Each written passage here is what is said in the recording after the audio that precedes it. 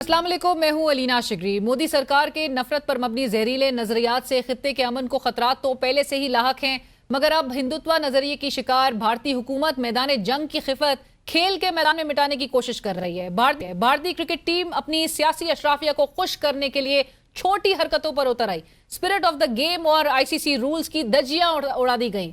लेकिन जहां एक तरफ भारतीय खिलाड़ी शायद अपने करियर और माली मफादात के बायस ये गिरी हुई हरकतें कर रहे थे, वहीं दूसरी तरफ पाकिस्तान और भारत के शायकीन क्रिकेट मैच के दौरान स्टेडियम में एक दूसरे को गले लगा रहे थे। साफ नजर आता है कि कुछ तबके सिर्फ अपनी सियासी दुकान चमकाने के लिए दोनों ममालिक में नफरत बेच रहे हैं। भारतीय कप्तान की गुफ्तगू साफ जाहिर करती है कि पाकिस्तान टीम से हाथ ना मिलाने के अहकामात रास भारतीय हुकूमत की जानिब से दिए गए थे। वफाकी वजीर दाखिला, चेयरमैन पीसीबी और सदर Asian cricket council senator Mohsin Naqvi साहब ने आईसीसी को खत लिखकर मैच रेफरी को फौरी हटाने का मुतालबा किया है और मुतालबा पूरा ना होने की सूरत में एशिया कप के बकाया मैचेस से दस्तबरदार होने की धमकी भी दी है। सुस्त रद्द अमल पर पाकिस्तान क्रिकेट बोर्ड के डायरेक्टर इंटरनेशनल उस्मान वाला को मुअत्तल कर दिया गया है। साहब ने जब से खुद ओहदा संभाला है, टीम की कारकर्दगी बद से बदतर हुई है। टेस्ट में हम बांग्लादेश के हाथों व्हाइट वॉश हो जाते हैं तो वर्ल्ड कप में अमेरिका जैसी एसोसिएट टीम से शिकस्त खा जाते हैं। 2025 की चैंपियंस ट्रॉफी में भी पाकिस्तान टीम की कारकर्दगी इंतहाई मायूस कुन थी। ग्रुप स्टेज के मरहले पर ही टूर्नामेंट से बाहर हो गई। 2025 ओडीआईज के लिए बदतरीन साल रहा। 11 मैचेस में से सिर्फ 2 में जीत नसीब हुई और शरह महज 18% रही, जबकि 2017 से 2022 के दौरान ओडीआईज में जीत की शरह 60% से भी ऊपर थी। साबिक कप्तान और मायानाज विकेट कीपर राशिद लतीफ साहब कहते हैं कि क्लब क्रिकेट को हम लिफ्ट ही नहीं करवा रहे, हमारा तरीकेकार ही ठीक नहीं, प्रोसेस को ठीक करना होगा। दूसरी जानिब अडियाला जेल में तोशाखाना 2 केस की समाअत में शिरकत के लिए वजीर आला खैबर पख्तूनख्वा अली अमीन गंडापुर साहब अपनी काबीना के साथ जेल के बाहर पहुंचे। जब उनको इमरान खान साहब से मुलाकात की इजाजत ना मिली तो गंडापुर साहब ने सवाल किया कि क्या मुलाकात ना होने पर जेल तोड़ दें? जेल तोड़ने से क्या होगा? पेशावर जलसे की हतमी तारीख देते हुए उनका कहना था कि एस्टैब्लिशमेंट चाहती है कि पार्टी में तकसीम पैदा हो, एक मर्तबा खान साहब से मुलाकात हो जाए तो सब हकीकत सामने आ जाएगी। दोहा में हंगामी अरब इस्लामी सरबराही इजलास में मुस्लिम उम्मा ने कहा है कि इसराइल ने तमाम रेड लाइन अबूर की, आलमी कवानीन और अक़वाम मुत्तहिदा के चार्टर की खिलाफ वर्जी पर उसे जवाबदेह ठहराना होगा। मशरक़ी वस्ता में अमन के लिए मसला फ़लस्तीन का हल नागुज़ीर है।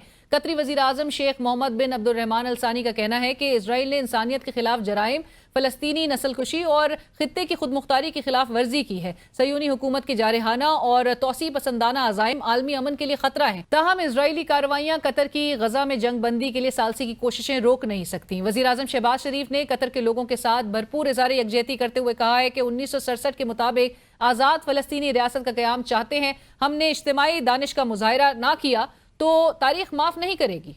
और नाज़रीन, इमरान खान साहब की रिहाई से मुतालिक पाकिस्तान तहरीक इंसाफ के पास क्या ऑप्शंस मौजूद हैं? गुज़िश्ता हफ्ते अक़वाम मुत्तहिदा में उनकी दरख्वास्त सॉलिटरी कन्फाइनमेंट और दीगर जो सलूक उनके साथ रवा रखा गया है उसके से मुतालिक उनकी बेटों की जानिब से दरख्वास्त गई है। क्या उम्मीदें पाकिस्तान तहरीक इंसाफ लगाए हुए है और जलसे का भी बाकायदा तौर पर पाकिस्तान तहरीक इंसाफ की जानिब से ऐलान कर दिया गया है। इस पर गुफ्तगू होगी। पाकिस्तान तहरीक इंसाफ के सेक्रेटरी जनरल जनाब सलमान अकरम राजा साहब इस वक्त हमें ज्वाइन कर रहे हैं। अस्सलाम वालेकुम, बहुत शुक्रिया प्रोग्राम में ज्वाइन करने के लिए। सलमान साहब, डिस्कशन का आगाज अलीमा खान साहिबा की स्टेटमेंट से। वो कहती हैं कि इमरान खान साहब को एक और मुकदमे में सज़ा सुनाई जानी है और वो है तोशाखाना 2, जिसकी समाअत बहुत तेज़ी से की जा रही है। इमरान खान साहब की तरफ से गुज़िश्ता हफ्ते भी देखा गया कि इस्लामाबाद हाई कोर्ट में एक पिटीशन दायर की गई, जब तक कि उनकी ट्रायल की दरख्वास्त रुकवाने का फैसला नहीं आ जाता तब तक तोशाखाना 2 केस की समाअत रोक दी जाए।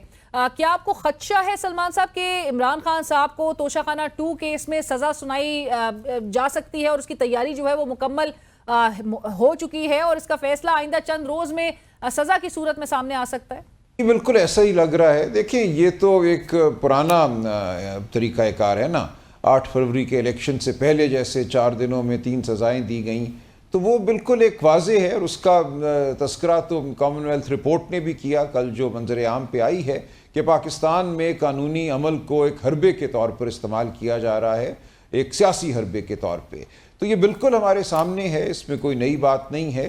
और पूरी दुनिया अब इस मजाक को देख रही है कि किस तरह सज़ाएँ होती हैं, कब होती हैं, उनकी टाइमिंग क्या है, किसको सज़ा नहीं होती, किसको सज़ा हो जाती है। तो ये अब कोई हमारे लिए बायस तशवीश बात नहीं है। सज़ा होगी, हम उसकी भी अपील करेंगे, मामला आगे चलेगा।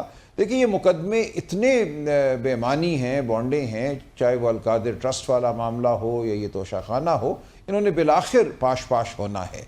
इसमें कुछ वक्त तो लग सकता है, लेकिन इन मुकदमों के खड़े रहने की कोई इम्कान नहीं है। तो इस्लामाबाद हाई कोर्ट का ये रवैया भी देखते हुए आपको लग रहा है कि तोशाखाना 2 में भी सजा जो है वो यकीनी है और उसी डायरेक्शन की तरफ जा रही है बात? देखिए उसी तरह है ना, जैसा मैंने अर्ज किया। और 190 मिलियन पाउंड केस से पहले इस सजा मुअत्तली की पिटीशन के फैसले से पहले ही आपके ख्याल में ये सजा भी आ जाएगी? बज़ाहिर यही मंसूबा लगता है कि वहाँ सज़ा मुअत्तली से पहले यहाँ सज़ा हो जाए, ताकि वहाँ मुअत्तली हो भी तो खान साहब जेल से बाहर ना आ सकें। लेकिन ये मजाक कितनी देर चलेगा? देखिए पूरी दुनिया अब आपका तमस्खुर उड़ा रही है। जो कॉमनवेल्थ रिपोर्ट शाया हुई है ये कोई मामूली वाक़या नहीं है। आप उस रिपोर्ट को पढ़िए, पूरी कौम पढ़ रही है, हर एक को वो मुयस्सर है, डाउनलोड की जा रही है। उसके चंद सफ़ात ही अगर आप पढ़ लें, शुरू की जो एग्जीक्यूटिव समरी है 4 सफ़ों की, या सफ़ा 94 पे जाइए जहाँ उन्होंने बड़ी वजाहत से लिखा है कि 8 फरवरी 2024 को इलेक्शन पर कैसे हमला हुआ, कैसे अवाम के मैंडेट को रद्द किया गया। तो ये पूरा निज़ाम अब एक मजाक है। कॉमनवेल्थ की तरफ से इस रिपोर्ट का आना कोई मामूली बात नहीं है। कॉमनवेल्थ ने इसको मान लिया है कि उन्हीं की रिपोर्ट है, अगरचे ये शाया जल्दी हो गई, उन्होंने बाद में शाया करनी थी। और ये भी एक सवालिया निशान है कि ये 2 साल क्यों मख्फी रखी गई। दूसरी तरफ आपने अक़वाम मुत्तहिदा में भी इमरान खान साहब के बेटों ने एक दरख्वास्त जो है वो भेज दी है और आप लोग वहाँ के लॉयर्स को भी जो है वो इंगेज कर रहे हैं। लेकिन इन सब से जो कुछ निकलना है वो आपके सामने है। आप ऑलरेडी कानूनी अमल और जो अदालती निज़ाम है उससे मुताल्लिक आपका अदम एतमाद पाकिस्तान तहरीक इंसाफ का वो सबके सामने है। तो पाकिस्तान तहरीक इंसाफ के पास फिर ऑप्शन पीछे बच क्या जाता है सर? समझना कि यहाँ कभी कुछ भी नहीं होगा, ऐसे मामलात जो हैं वो और मुल्कों में होते हैं। यहाँ की आवाम जो है ठंडी है, वो बिल्कुल गुस्सा नहीं करती, हर जुल्म को सह लेती है, हर झूठ को अपना लेती है, ऐसा नहीं है। तो आप देखेंगी कि एक तारीखी अमल है, वो अपनी रफ्तार से आगे बढ़ेगा और जल्द अपना फैसला देगा। तो ये तमाम वाक़यात जो हैं ये कड़ियाँ हैं जो मिलकर एक लम्हे की जानिब हमें लेकर जाती हैं। तो ये मामला चलता रहेगा, लेकिन इसका ड्रॉप सीन ज़रूर होगा।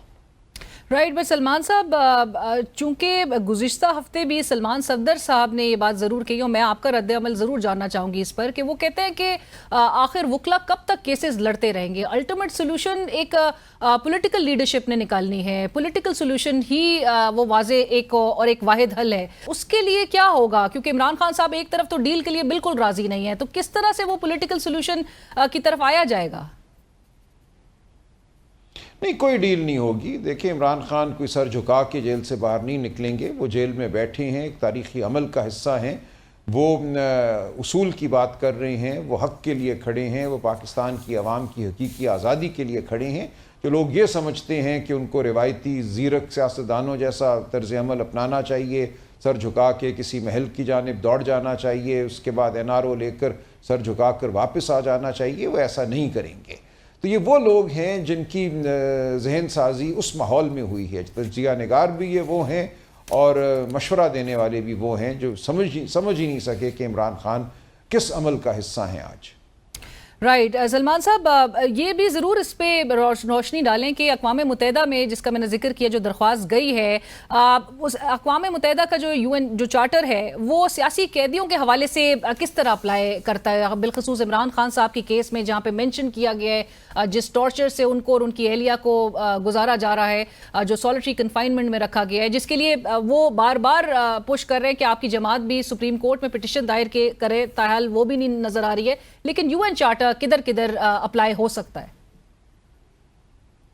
देखिए पाकिस्तान सुप्रीम कोर्ट में 6-8 माह पहले हम ये पिटिशन दायर कर चुके हैं। खान साहब का जो जिन हालात में उनको रखा गया है और जो टॉर्चर उन पे किया गया है। देखिए सॉलिटरी कन्फाइनमेंट जो है अक़वाम मुत्तहिदा के कवानीन के तहत, आलमी कवानीन के तहत टॉर्चर के ज़ुमरे में आती है। तो ये बिल्कुल, ये तो पिछले साल ये दरख्वास्त दायर हो गई थी। 4 अक्टूबर से लेकर तकरीबन 25 अक्टूबर तक पिछले साल खान साहब को कैद तन्हाई में मुकम्मल तौर पे रखा गया और उसके बाद भी जुज़वी तौर पे ऐसा होता रहा है। तो ये बिल्कुल हमारी सुप्रीम कोर्ट के सामने ये दरख्वास्त दायर है।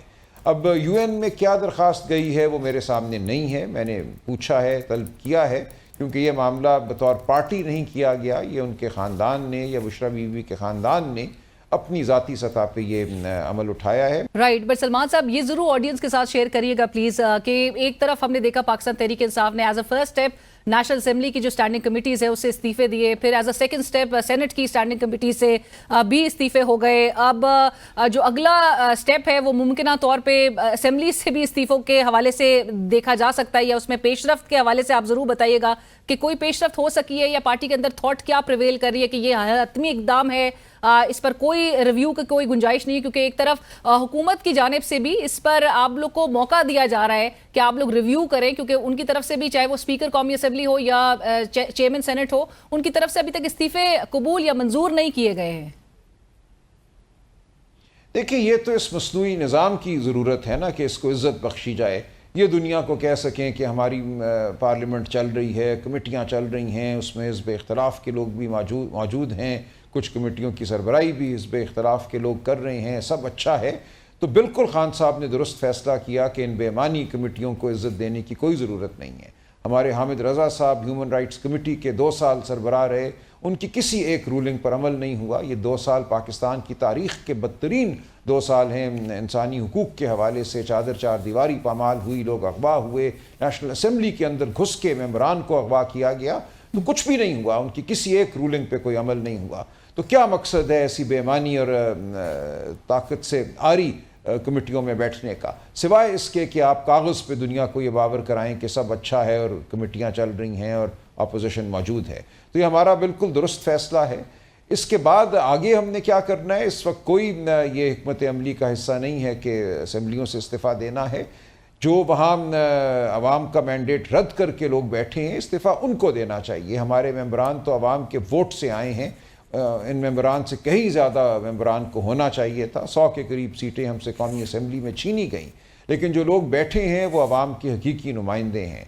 उनके हवाले से इस वक्त कोई फ़ैसला नहीं हुआ। खान साहब अगर कभी फ़ैसला करेंगे असेंबली छोड़ने का तो ये मुमकिन है, लेकिन मुझे इस वक्त ऐसा होता नजर नहीं आ रहा। बट सलमान साहब, आपने जहां पर कहा कि असेंबलीज का मैंडेट जिन्होंने रद्द किया इस्तीफे उनको देने चाहिए, उनसे इस्तीफे लेने के बजाय आप लोग इस्तीफे दे रहे हैं। और आपके पार्टी के अंदर जिन जिन रहनुमाओं से मेरी भी बात हुई तो वो कहते हैं कि हमारी इस वक्त पाकिस्तान तहरीक इंसाफ की पोजीशन इससे कमजोर भी हो जाती है, क्योंकि अगर आप असेंबलीज की जो स्टैंडिंग कमेटीज है उससे बाहर आएंगे तो आपने हुकूमत को फिर एक फुली एक खुला ग्राउंड, एक मैदान दे दिया है कि वो जो चाहे वो कर ले, आपने एक स्पेस उनके लिए छोड़ दी है।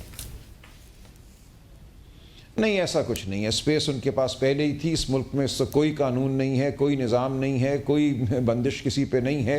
जो उन्होंने करना होता है वो कर लेते हैं, चाहे अगवा करना पड़े, मारना पीटना पड़े, वो हो रहा है सब कुछ।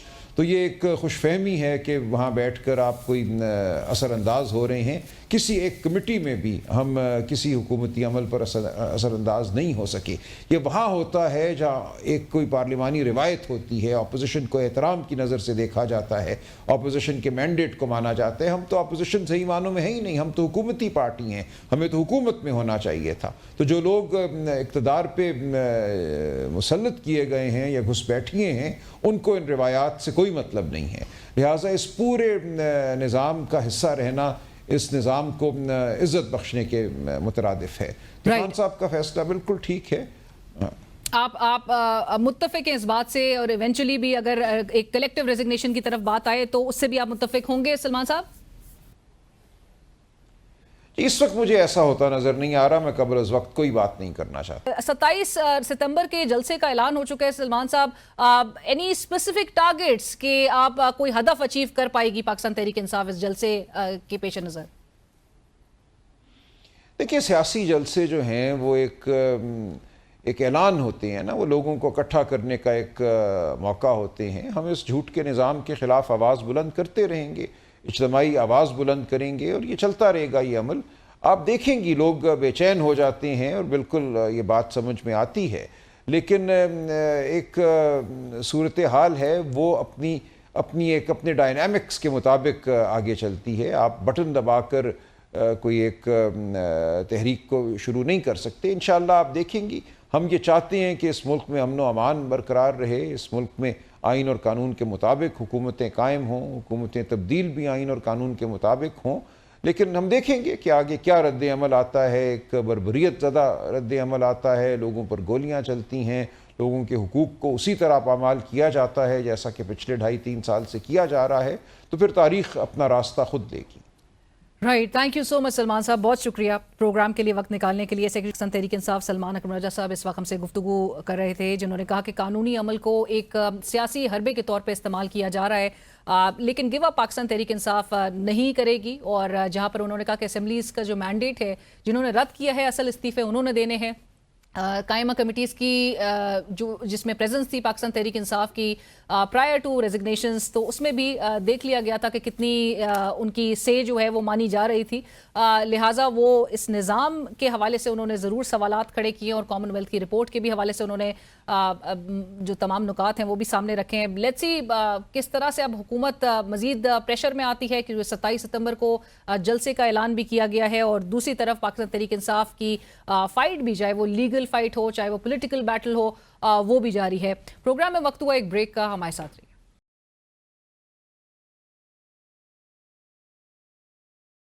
We're very honored, हमें ज्वाइन कर रहे हैं स्टूडियोज में doctor Numan Niaz sahab. He needs no introduction, he is a historian of Pakistan cricket, author हैं, बुक्स लिखी हैं, एक मायानाज नाम, एक मारूफ क्रिकेट एक्सपर्ट पाकिस्तान के, and he knows cricket than no one else. जिस तरह की इस वक्त जो लूप होल्स नज़र आ रहे हैं, जो शॉर्ट कमिंग्स है, उस पर बात भी करते हैं, तनकीद भी करते हैं, खुलकर तनकीद करते हैं, और आज इसी पे गुफ्तगू होगी। डॉक्टर साहब अस्सलाम वालेकुम, थैंक यू सो मच। आपने बहुत सारा introduction sir, thank you, it's always a pleasure. मेरा तो नहीं था। Thank you sir, it's always a pleasure to have you in the studios. Doctor sahab, गुफ्तगू का आगाज़, नो हैंडशेक, इस वक्त जो सरगर्मी ऑफ द फील्ड देखने में आई, उस पर बहुत बहस हो रही है, बहुत बात हो रही है। मैच रेफरी ने पाकिस्तान कैप्टन को पहले ही उन्होंने कन्वे कर दिया था टॉस से पहले ही कि आपने हाथ नहीं जो है वो मिलाना है, और यही चीज़ इंडियन काउंटर पार्ट की जानिब से देखी गई। फिर उसके बाद पाकिस्तान क्रिकेट बोर्ड ने भी एक्शन लिया, फाइल की कंप्लेंट। आपको लगता है कि ऑल्दो एक हैंडशेक जो है महज इट्स अ गुडविल जेस्चर, इस किस्म का रवैया ये जो है वो हमें क्या बता रहा है? और दूसरा, जो पाकिस्तान क्रिकेट बोर्ड ने जो कंप्लेंट की है, जो फाइल, वो एक दुरुस्त इकदाम है हमारी तरफ से, स्टांस है? देखिए, इसमें दो तीन चीज़ें हैं। एक तो ये है कि इंडियंस, उनका एक एग्जैजुरेटेड पेट्रियोटिज्म है, और वो इतने आजकल बावले हुए, मैं ये वर्ड यूज़ करूँगा, कि रविचंद्रन अश्विन जैसा सेंसिबल, सेडेट, क्रिकेटिंग डेप्थ वाला, क्रिकेटिंग नॉविस वाला क्रिकेटर, उसने ये कह दिया कि एशिया कप की जगह अफ्रीका को एशिया कर दो, ताकि साउथ अफ्रीका आए और फिर इंडिया का कोई मुकाबला हो, बाकी एशिया की कोई टीम इंडिया से कम्पीट नहीं कर सकती। That was unbecoming of Ravichandran Ashwin, we didn't expect this from him. वो बड़ा एक बैलेंस्ड आदमी, टेक्नोक्रेट है। अच्छा, अब जो आपने उनके साथ कर दी है इंडिया के साथ, और नरेंद्र मोदी के नैरेटिव के साथ आप लोगों ने जो की है, और जिस तरह आपने उनको मिलिटरली हशर करके रख दिया, फिर जियो पॉलिटिक्स आप मेरे से बेहतर जानती हैं, ग्लोबली उनका क्या हाल किया, तो उनको तो अपने घर में समझ नहीं आ रही कि वो जो उन्होंने हिंदू देवता और एक्सट्रीमिज़म और एंटाई पाकिस्तान, एंटाई मुस्लिम जो उनका एक सेंटिमेंट था, आपने तो उनकी कबाड़ा कर दिया। अब वो इट्स अ क्रिकेट मैच, मतलब व्हाई मेक इट पॉलिटिकल? उन्होंने एशिया कप नहीं खेलना था, इसकी मैं आपको बैकग्राउंड दूंगा। नहीं खेलना था, उन्होंने नहीं खेलना। वो कैसे खेलते? वो तो सेंटिमेंट ही टोटल डिफरेंट था, वो तो एक स्टेट ऑफ डिनायल में थे। वो उन्होंने नहीं खेलना था। एशिया कप की जो बाय डिफ़ॉल्ट है, क्योंकि वो रोटेशन पे आती है, वो चेयरमैनशिप आ गई, चेयर आ गई मोहसिन नकवी साहब के साथ पास, जो कि हमारे फेडरल मिनिस्टर फॉर इंटीरियर भी हैं और चेयरमैन के पीसीबी भी है। अब वो एसीसी के जो हैं वो करता धरता हो गए, एशियन क्रिकेट काउंसिल के। उन्होंने एजीएम कॉल कर ली, करनी थी। वो जब एजीएम कॉल की, तो अगर 3 फुल मेंबर्स वीटो कर देते तो एशिया कप ना होता। तो यही एक्सपेक्टेड था कि India is a full member, Afghanistan full member, in Sri Lanka they are all in the lap. तो इन्होंने, और ओमान उनके साथ था। तो अगर आपको याद हो तो शुरू में इंडिया ने कहा था हम बांग्लादेश नहीं आएंगे, फिर कहा गया, मोहसिन नकवी साहब ने कहा वो क्या आप यार इस पे आ जाओ, जूम पे आ जाओ, कैमरा पे आ जाओ। उन्होंने कहा नहीं, हम नहीं आएंगे। और उसके बाद सडनली पता लगा कि वो भी आए और अफगानिस्तान वाला भागा गया, जो कि बांग्लादेश पहुंचा। और ना सिर्फ एशिया कप माना इंडिया, हालांकि ये इंडिया होस्ट है, उन्होंने प्रोडक्शन कॉस्ट को मार्जिनलाइज करने के लिए और वो जो हाइब्रिड मॉडल है उसको थोड़ा बेहतर करने के लिए उन्होंने कहा यूएई में पूरा टूर्नामेंट करा लो, हो गया। फिर उन्होंने 2 एडिशनल टीमें भी डाल दी। तो ये तो शॉकिंग था कि ये क्या हो रहा है। अच्छा, अब उनका मीडिया बिल्कुल उड़ा रहा था इनको कि यार वाई पाकिस्तान और इंडिया का मैच होना क्यों है। एक तो है बीसीसीआई, उसके ऊपर है गवर्नमेंट ऑफ इंडिया, उनके ऊपर भी एक डैडी हैं, अब आप ये परेशान होंगे वो कौन है? वो हैं जी आपके जो इकोनॉमिक पावर रन करते हैं ब्रॉडकास्ट मीडिया की, और वो हैं मुकेश अंबानी, और वो हैं रिलायंस के, और वो हैं बिगेस्ट डोनर बीजेपी के। अब उनका क्या इंटरेस्ट था? एशिया कप के राइट्स उनके पास तो थे नहीं, सोनी पिक्चर्स के पास थे, उनका क्या इंटरेस्ट होगा? इंटरेस्टिंग बात ये है कि एक तो वो फ्रेंचाइज ओन करते हैं मुंबई इंडियंस, दूसरा उन्होंने एक कंसोर्शियम बनाया जियो स्टार, और स्टार तो था ही था जो कि बला का स्पोर्ट्स ब्रॉडकास्टर था। उन्होंने साथ वाईकॉम 18 लिया $57.6 मिलियन का, फिर उन्होंने डिज्नी यूएस लिया $8.6 बिलियन का, फिर उन्होंने राइट्स लिए आईसीसी के जो हैं ग्लोबल राइट्स वो लिए $3.01 बिलियन के, फिर उन्होंने आईपीएल के राइट्स लिए जो कि थे $3.05 बिलियन के। ये हो गई उनकी वाइट इन्वेस्टमेंट। अब इस इन्वेस्टमेंट के साथ ही holds 40% of the Indian broadcast market, 40%।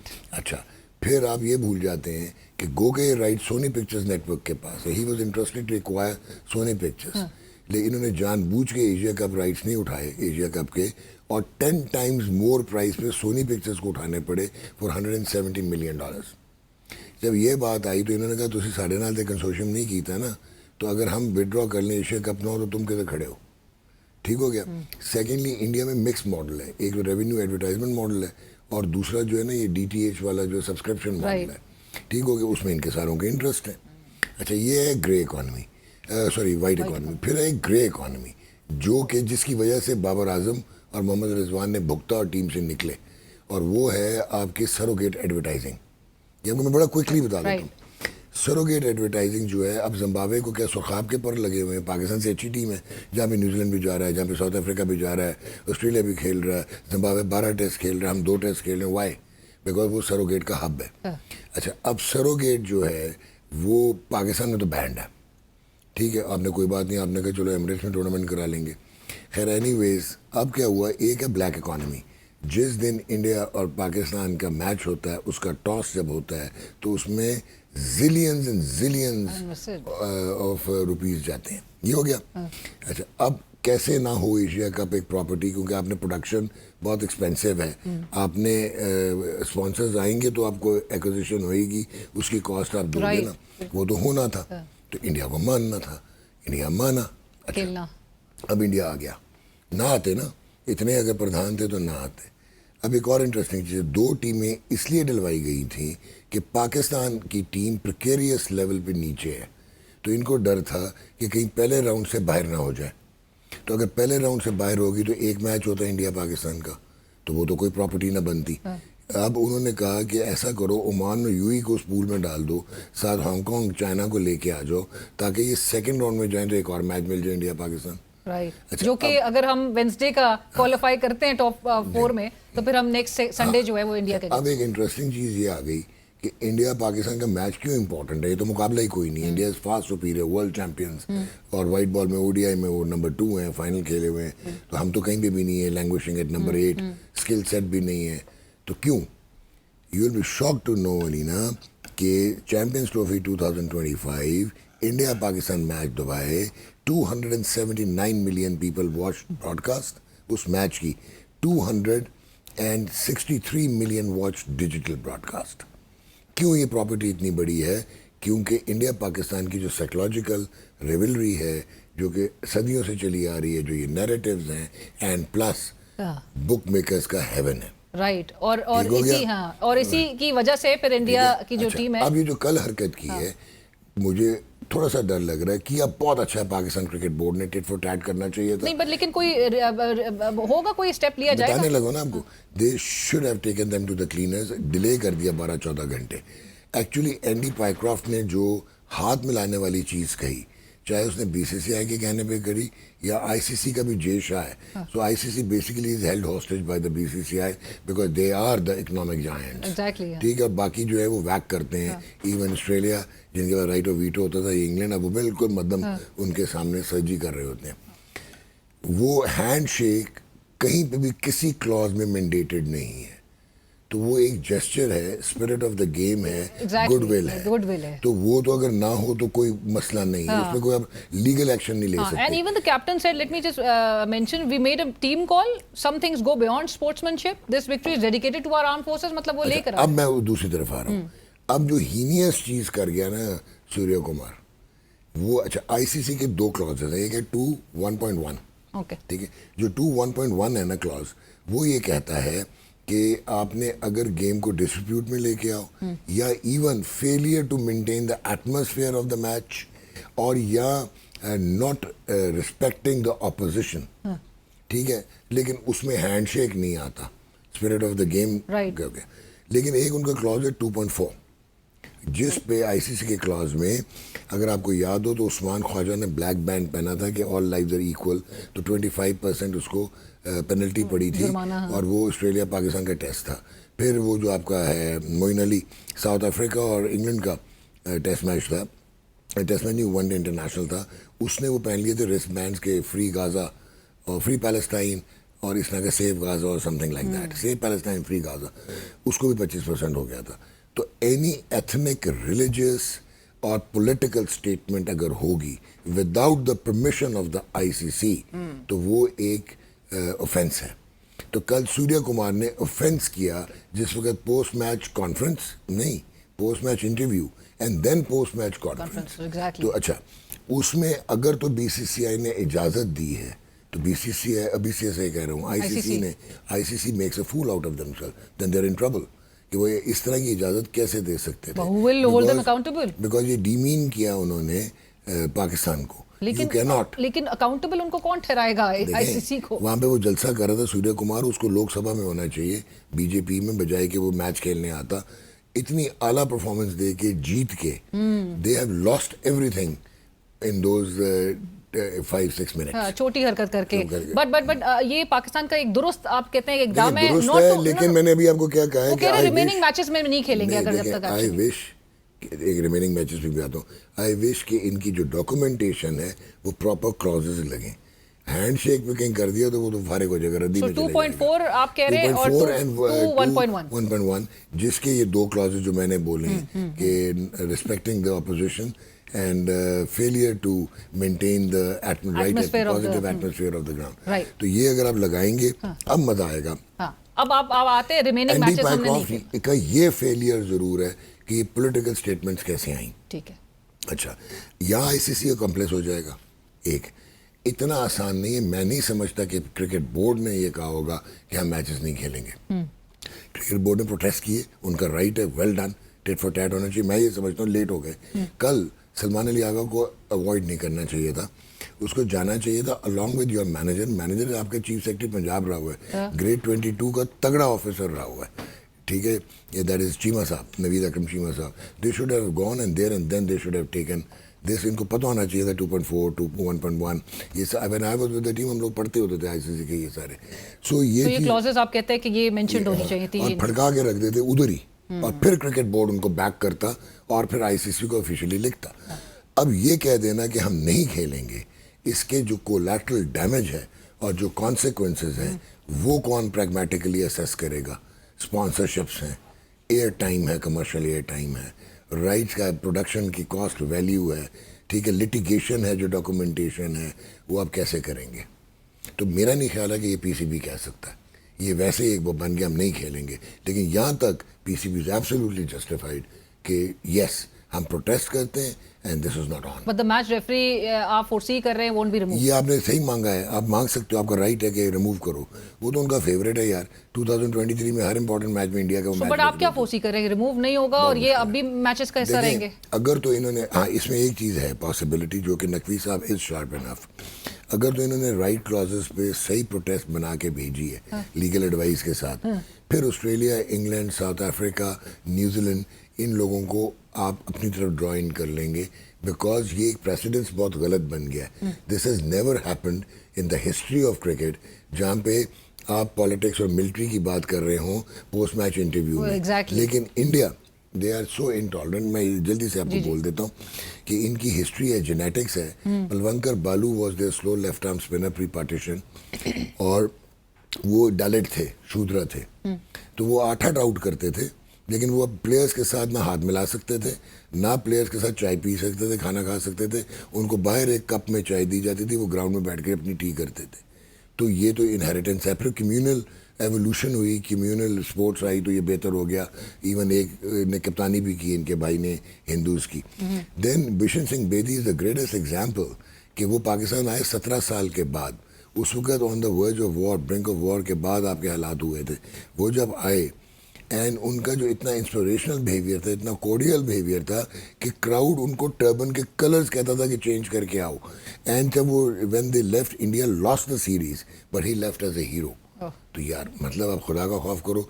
Ganguly खेला, धोनी खेला, 1984-85 इंदिरा गांधी के असैसिनेशन से पहले जो है यू वेंट देयर, वो यहाँ पे आए, मैच कैंसिल हुआ असैसिनेशन की वजह से, बट ऐसा बिहेवियर कभी नहीं था। वो भी कंजानियल होते थे, आप भी कंजानियल होते थे।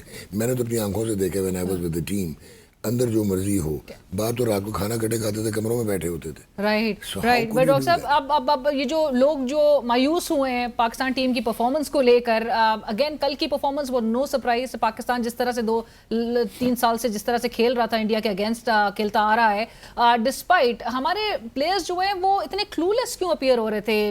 64-65 डॉट बॉल्स खेल लेना। Even the head coach Mike Hesson had to admit post match pressure में अपने के disappointed with the way we played.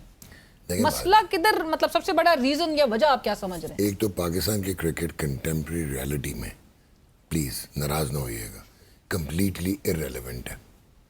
ठीक है, अब आप लोअर टियर की bottom of the table associate member team बन गए, ठीक हो गया।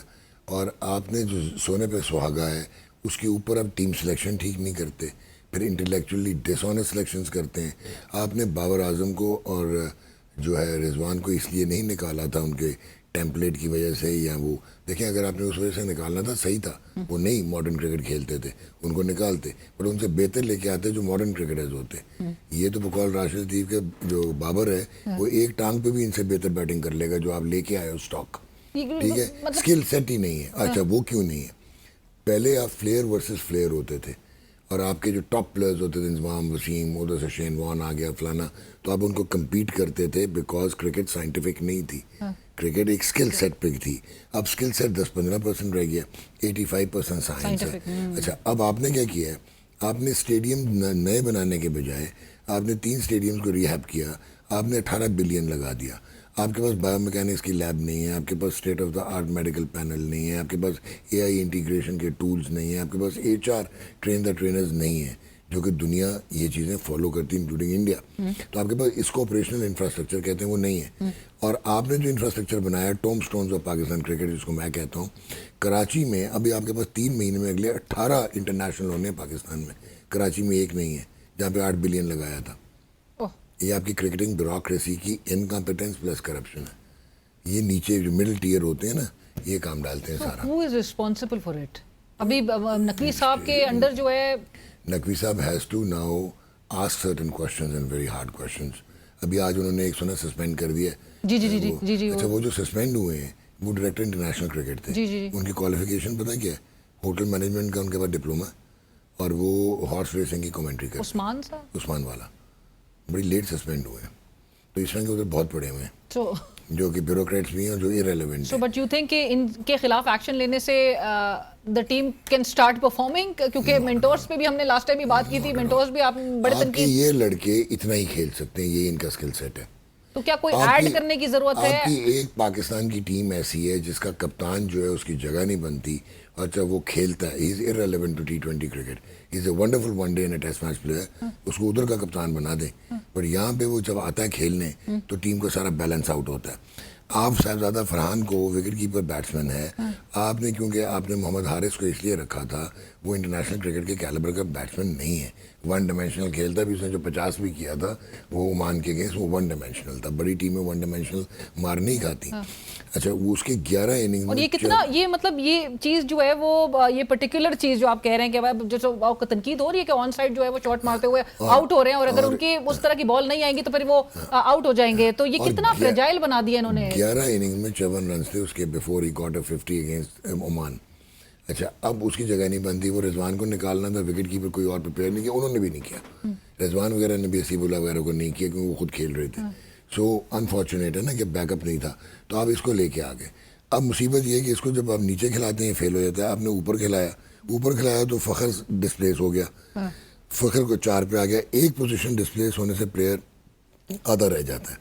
फिर उसके बाद सलमान आगा ने ऊपर आना है क्योंकि वो और कहीं फिट नहीं होता, is not a power hitter, spinners पे अच्छा है। तो नीचे आपने उसको और नीचे कर दिया, वो हसन नवाज है जो वायद आपको एक तगड़ा close to modern cricket player लग रहा था, वो उधर कॉम्प्रोमाइज़ हो गया। फ़हीम अशरफ को आप खिला रहे हैं और फ़हीम अशरफ को ये नहीं पता कि वो बॉलिंग ऑलराउंडर है या बैटिंग ऑलराउंडर है। अच्छा, अगर आपने उसे बॉलिंग नहीं करानी तो वो नंबर 8 पे खेलता नहीं। और मैं आपको एक बड़ी स्ट्रेंज सी बात करूंगा, he is a better batsman than Salman Agha in T20। उनकी मियां साहब के साथ तस्वीरें भी आपको याद होगा, वो भी लेकिन वो बैट्समैन T20 का मेरिट का आदमी है, T20 पे मेरिट है। वैसे सुना उनकी पूरी फैमिली ने पीपल्स पार्टी ज्वाइन कर ली। अच्छा, उसके बाद फ़हीम को आपने न्यूट्रलाइज किया। अच्छा, Saim Ayub 43 T20 internationals, average of 20, strike rate of 136 और पिछली 5 इनिंग में 3 गोल्डन डक्स 0 किए हुए हैं।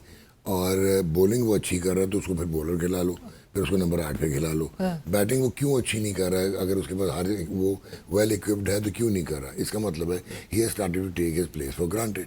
वो वनडे का बहुत अच्छा प्लेयर है, T20 में अगर वो परफॉर्म नहीं कर रहा तो फिर क्या करना है? राइट। और हमारी जो बॉलिंग कॉम्बिनेशन है, कल आपने बहुत गलत खिलाया। इंडिया के अगेंस्ट एक फास्ट बॉलर खेलता था, स्पेशलिस्ट फास्ट बॉलर, और वो हारिस होता, थोड़ा ट्रिकी होता, लेकिन Hasan Ali may well have been a trump card क्योंकि एक्सपीरियंसड है, अच्छा गेंद कर लेता, आगे करता। वो क्यों चाहिए था आपको फास्ट बॉलर? आपके 3 डिफरेंट टाइप्स के स्पिनर तो ज़रूर हैं। एक तो Sufiyan Muqeem is too young to be put in fire against India, और दूसरा वो फर्स्ट क्लास क्रिकेट नहीं खेला हुआ। अच्छा। ये बड़ा गलत कॉन्सेप्ट है कि आप PSL खेल के इंटरनेशनल T20 खेल सकते हैं। आप हमेशा 4 डे जो खेलेगा जिसका डिफेंस होएगा। अभी आपने कहा 63 डॉट बॉल्स, वो इसलिए हैं कि आपको रोटेशनल स्ट्राइक नहीं आती। कल वो भी तो 2 नए लड़के खेल रहे थे ना, अभिषेक शर्मा और तिलक वर्मा, वो कैसा खेले हैं? ठीक है, उसने कैसे चार्ज किया, शाहीन को फारिग कर दिया ना उसने पहली 2 गेंदों पे, उसका तिलक वर्मा कैसे लेके गया रोटेशन कर करके। तो वो एक प्रोसेस ड्रिवन स्ट्रक्चर्ड पाथवे से आए हैं, प्रॉपर मेरिट पे आए हुए खेल रहे हैं। अगेन वही जो आप बात करें कि साइंटिफिक। विराट कोहली पिछले 4 या 5 मैच पाकिस्तान तो इंडिया से खेलता ही नहीं था, वो तो वर्सेस विराट कोहली होते थे, वो नहीं था। उसके बावजूद देखें आप उनकी डायनामिक्स देखें। सूर्य कुमार है, I am hating him for what he did बाद में, बट उसने एक पहले बैकवर्ड पॉइंट पे नवाज को कट मारा, उसी बॉल को उसने आगे कट मार दिया। That is the versatility. So doctor साहब, बट यू फील कि कोई पेसर ऐड करने की ज़रूरत है? पेसर ऐड करने की ज़रूरत है, फ़खर को अपना नंबर देने की ज़रूरत है, हारिस को बाहर बिठाएं, साहबजादा फरहान से विकेट कीपिंग करवाएं, सुफियान को बाहर बिठाएं। आपके पास प्रॉपर ऑलराउंडर कोई नहीं है, give proper position, batting position to 4 पे उसको लेके आए हसन नवाज को। इसी टीम से भी कुछ निचोड़ सकते हैं आप, इसमें तो इंटेलेक्चुअली ऑनेस्ट हो जाए। आपको लगता है कि टाइम गुजर नहीं चुका, अभी भी बाकी है? अगर इसी टीम को बड़ी हैरत हो रही है, आज भी मैं बहुत सारे प्रोग्राम कर रहा था, तो सारे कह रहे थे जी इंडिया से जो दूसरा मैच है, और यार पहले से 17 का मैच तो फारिग कर लें। जो यूएई है ना, यूएई के साथ it's a very dangerous team. वो डेंजरस क्यों है? उसमें पाकिस्तानी बैट्समैन है। अच्छा, वो जब चेस करते हैं ना तो मोहम्मद वसीम है, शरफू है, उसके बाद एक वो है आसिफ, वो पावर हिटर्स हैं, और कहीं गेंद गीला हो गया और वो चेस कर रहे हुए, तो आपको तो एनी होप्स फॉर पाकिस्तान? अल्लाह करे, बिकॉज वी आर पाकिस्तानीज, तो अल्लाह करे कि टूर्नामेंट में पाकिस्तान रहे, खेले। और इंडिया के साथ बहुत मुश्किल हो जाएगा, वो बहुत सुपीरियर टीम है, वो कल भी क्लिनिकल खेले हैं। और हमें भी will have to put up with the same skill set जो है अभी तो आप कुछ नहीं कर सकते, और ये लड़के नहीं बन सकते, ना पावर हिटर बन सकते हैं और ना ही ग्रो कर सकते हैं। एक आधा बन जाएगा वो लड़का हसन नवाज। अब आपको टीयर क्रिकेट में जाना पड़ेगा, 13, 17, 19, 3-4 साल इंतजार करें, उनको सारे टूल्स दें और वो उनसे डेवलप करवाएं, इनसे जान छुड़ाएं। जो 90s के स्टार जान छुड़ा रहे, वैसे कौन है जिम्मेदार? ये बता दे जाते जाते, ये सिलेक्शन में किसका हाथ है, कोई किसका रोल है? ये कि जो आपका चेयरमैन होता है ना, वो आते हैं नॉन टेक्नोक्रेट, ठीक है, आना चाहिए उनको, तो कोई एडमिनिस्ट्रेटर होता है, कोई फाइनेंस का होता है, वो आ जाए। उनके इर्द गिर्द जो फिर आते हैं ना लोग, वो स्टार इमेज वाले लोग आ जाते हैं, बड़े बड़े स्टार्स। वो यार अगर एक दुनिया का बेहतरीन फास्ट बॉलर था, वो एक दिन कैसे कोच हो सकता है, दूसरे दिन सिलेक्टर, तीसरे दिन मेंटोर, चौथे दिन एडवाइजर कैसे हो सकता है यार? ठीक है, मैं अगर एक एंडोक्रिनोलॉजिस्ट हूँ, मैं बाईपास कर सकता हूँ जाके, डॉक्टर हूँ मैं भी, लेकिन मैं तो नहीं कैबेज कर सकता, मैं तो हार्ट नहीं खोल सकता। तो खुदा का खौफ करो यार, इससे स्पेशलिस्ट जॉब ना हो। एक इंडस्ट्री है cricket, it has to be run by the professionals. Right. मैं डॉक्टर साहब जाते जाते, चूंकि इंडियन क्रिकेट फैंस भी वो पाकिस्तान के हवाले से कह रहे हैं कि we did not expect Pakistan to perform this way. वो इतने मतलब वो एंथुजियास्ट जो है क्रिकेट एंथुजियास्ट, वो नहीं देख रहे थे कि उनकी टीम किस तरह से रिस्पॉन्ड कर रही थी ग्राउंड पे, लेकिन वो कह रहे थे कि पाकिस्तान से नहीं तवक्को थी। उनकी भी सिलेक्शन अच्छी नहीं थी। ये यशस्वी जायसवाल को वो लेके नहीं आए क्योंकि उन्होंने शुभमन गिल को अंदर डालना था। शुभमन गिल को कहा गया कि तुमने विराट कोहली का रोल रेप्लिकेट करना है, नॉट विराट कोहली को, उसको ही रोल दिया। जो सिराज अय्यर है वो पता नहीं क्यों उसको नहीं लेते, is the best T20 player, वो होता तो वो और इज नाटेदार टीम होगी, वो नहीं है। अच्छा, संजू सैमसन बिकॉज शुभमन गिल आया उसको डिस्प्लेस होकर नीचे आ गया, लेकिन मजाल है कि उनको कोई फर्क पड़ा हो। Such is their training, such is their execution, mental strength, self belief. हमारे प्लेयर्स का सेल्फ बिलीफ कैसे आएगा जब आपको पावर हिटिंग और स्लॉगिंग में फर्क ही नहीं पता नहीं। आप रोटेट और स्ट्राइक, रोटेशन और स्ट्राइक कर नहीं सकते, आंखें बंद करके आप ऊपर मार देते। डॉक्टर साहब, एक ट्वीट जो मेरी नज़र से गुजरी, पाकिस्तान तहरीक इंसाफ के फॉर्मर जो लीडर एंड पॉलिटिशियन है अली जैदी साहब, उन्होंने लिखा 4 T's इन क्रिकेट के हवाले से, talent, technique, training, temperament. He says Pakistan averages 4 out of 10 in all 4, and while top cricketing nations are at an 8, maybe even 9. Do you know that Ali Zaidi is a proper cricketer? He is. He played under 19 national under 19 championship, Moin Khan के साथ खेलते थे। अच्छा। फैसलाबाद गए थे। But you agree? He's right. बहुत शुक्रिया programme में हमें ज्वाइन करने के लिए। Thank you so much for your time sir. Cricket expert doctor Numan Niaz इस वक्त हमारे साथ प्रोग्राम में मौजूद थे, जिन्होंने कहा कि पाकिस्तान क्रिकेट बोर्ड की जानिब से जो कंप्लेंट फाइल की गई एक दुरुस्त इकदाम में, अगरचे कुछ क्लॉजेस शामिल की जा सकती थी। लेट्स होप कि पाकिस्तान की जो क्रिकेट की परफॉर्मेंस है उसके हवाले से जो लूप होल्स और जो वीकनेसेस जहाँ जहाँ हैं उनको, और जो डॉक्टर साहब ने भी जिनकी निशानदेही की, उनको एड्रेस कर लिया जाए तो क्या ही बेहतर हो। प्रोग्राम की टीम अलीना शिगरी को इजाज़त दीजिए। अल्लाह हाफिज़।